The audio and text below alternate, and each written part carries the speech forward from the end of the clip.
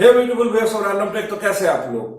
बहुत सालों पहले जब समुद्र पे नाव चलता था तो ऐसे में उस नाव के साथ एक स्पेशलिस्ट इंसान रहता था जिसको नेविगेटर कहा जाता था। उस नेविगेटर का काम रहता था कि वो अपने नाव को एक सही दिशा प्रदर्शित करे कि नाव को किस तरफ जाना है। और ऐसे में उनके पास ना कोई एडवांस मॉडर्न इक्विपमेंट था, वो ऐसे करते थे सिर्फ और सिर्फ आसमान पे सितारे, चांद, तारे, ये सब का पोजीशन देखते हुए। तो ऐसे में आज आप और हम सोच भी नहीं सकते कि तारे देख के किसी लोकेशन के बारे में हम लोग बता दें। तो ऐसे में आज हम लोग काम पे लेते हैं जीपीएस को, या फिर अपना फोन का नेविगेशन सिस्टम को, या फिर आपका कार का नेविगेशन सिस्टम को। तो चलिए आज इसी बारे में बात करेंगे। आपका फोन या कार का जो नेविगेशन सिस्टम में जीपीएस लगा होता है, ये जीपीएस का क्या है पूरा हिसाब किताब। तो ये सब जानने के लिए वीडियो का अंत तक बने रहिए। और अगर आप इस चैनल पे नए हो तो सब्सक्राइब करना बिल्कुल नहीं भूलिएगा, और साथ ही साथ बगल वाला घंटी बटन को इतना जोर से बजाइए कि जब भी रैंडम टेक की तरफ से कोई भी नया वीडियो आए आपका फोन का नोटिफिकेशन सबसे पहले आ जाए। अभी जीपीएस का पूरा नाम है global positioning system. Global positioning system का मतलब ये निकाल के आता है कि आप पृथ्वी का किसी भी कोना में खड़े हो, आपके पास अगर एक जीपीएस रिसीवर है तो आपका जो लोकेशन है वो परफेक्टली बता सकते हैं कि आप पृथ्वी का किस कोने में खड़ा हो। अभी देखिए जीपीएस का जो टेक्नोलॉजी है एक काम पे आया था 70 या 80 के दशक पे, तब यूएस एयरफोर्स इसको इस्तेमाल करता था। लेकिन उसके बाद 95 से इस टेक्नोलॉजी को आम आदमी के लिए छोड़ा गया कि आम आदमी अपने काम पे ले सके जीपीएस को अपना पोजिशनिंग के लिए, अपना नेविगेशन के लिए। तो तब से गाड़ी से लेके मोबाइल पे आपको हर एक जगह पे जीपीएस दिख जाता है। अब बात कर लेते हैं जीपीएस काम कैसे करता है, कैसे जीपीएस पता लगा लेता है आप कहाँ पे खड़े हैं। अभी जीपीएस काम पे लेता है एक सैटेलाइट को। अभी सैटेलाइट को कहा जाता है जियो पोजिशनिंग सैटेलाइट। अब ये सैटेलाइट एक दो नहीं है, दर्जन है, और ये सारे सैटेलाइट को मेंटेन करते हैं यूएस एयरफोर्स ने।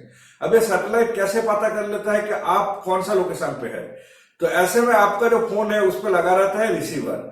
अब ये रिसीवर और जो आपका सैटेलाइट हो गया आपका ट्रांसमीटर। अभी सैटेलाइट क्या करता है, सैटेलाइट एक ब्रॉडकास्टिंग सिग्नल पृथ्वी की तरफ भेजता रहता है, और इस सिग्नल पे क्या रहता है, सिग्नल पे रहता है एक टाइम स्टैम्प, मतलब कौन सा टाइम पे सैटेलाइट उस सिग्नल को छोड़ा।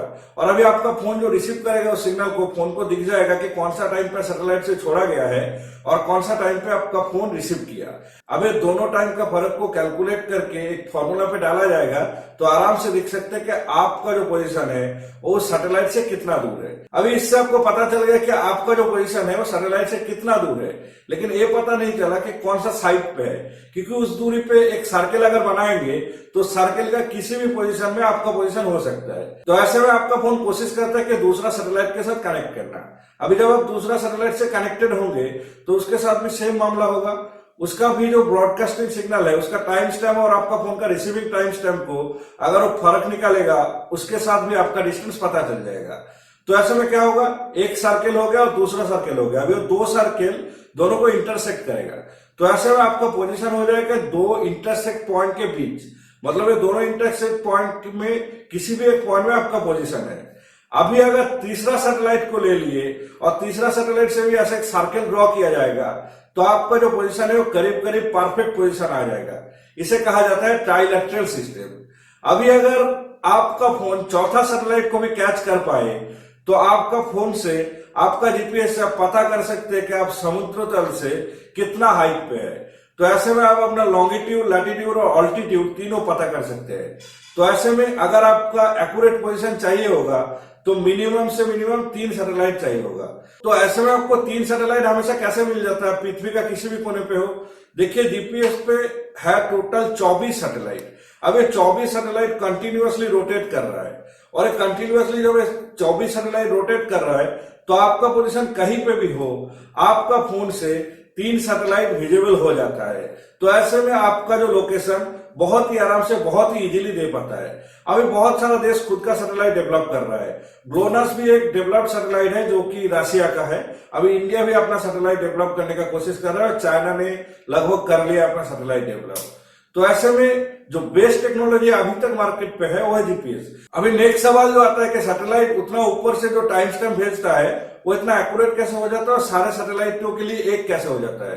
देखिए सैटेलाइट में जो घड़ी का इस्तेमाल किया जाता है टाइम स्टैंपिंग के लिए वो होता है एटॉमिक घड़ी।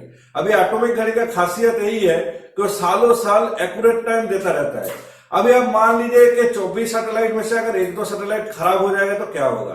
देखिए, एक दो सैटेलाइट खराब होगा तो ऐसा कुछ फर्क पड़ेगा नहीं, लेकिन फिर भी 8 सैटेलाइट रिजर्व से, मतलब 8 सैटेलाइट और भी रिजर्व से, कि अगर आपका 24 सैटेलाइट में से कुछ सैटेलाइट खराब हो गया तो वो उन 8 सैटेलाइटों में से कुछ सैटेलाइट को डिप्यूट कर सकते हैं आपके काम के लिए। तो ऐसे में आपको अनइंटरप्टेड जीपीएस मिल जाता है। अभी नेक्स्ट सवाल जो आता है, क्या जीपीएस इस्तेमाल करने के लिए इंटरनेट जरूरी है? ना जी, बिल्कुल नहीं। जीपीएस के लिए आपको इंटरनेट की जरूरत है ही नहीं। अभी नेक्स्ट सवाल जो आता है, क्या जीपीएस का जो एक्यूरेसी है वो वेदर डिपेंडेंट है? बिल्कुल नहीं। आपका एरिया में बारिश हो रहा होगा या फिर फॉग गिर रहा होगा या फिर बर्फ भी गिर रहा होगा, तो ऐसे में भी आपको एकदम एक्यूरेट जीपीएस मिल जाएगा। क्योंकि जो ट्राइलेटरल सिस्टम है, ट्राइलेटरल सिस्टम के चलते तहत आपका लोकेशन इतना एक्यूरेटली जीपीएस कैलकुलेट करता है कि आपको इंच तक का प्रिसीजन दे सकता है। तो ऐसे में बिल्कुल निश्चित रहिए। पहले होता था थोड़ा दिक्कत, क्योंकि पहले इतना ज्यादा सैटेलाइट था नहीं, लेकिन अभी इतना सैटेलाइट है कि आप बिल्कुल निश्चित रहिए, आप किसी भी लोकेशन में आपको एकदम एक्यूरेट लोकेशन मिल जाएगा, क्योंकि किसी भी लोकेशन में आपको ट्राइलेटरल सैटेलाइट कनेक्शन मिल जाएगा। तो चलिए, आज के लिए इतना ही, यही था जीपीएस के बारे में। और अगर आपके मन में कोई भी सवाल या सुझाव है तो नीचे कमेंट करके बताइए। और अगर ये वीडियो आपको अच्छा लगे तो लाइक करना बिल्कुल नहीं भूलिएगा, और साथ ही साथ अपने सारे दोस्तों के साथ शेयर कीजिए। और हाँ, अगर आप इस चैनल को अभी तक सब्सक्राइब नहीं किए ना, तो जाइए जल्दी से सब्सक्राइब कीजिए।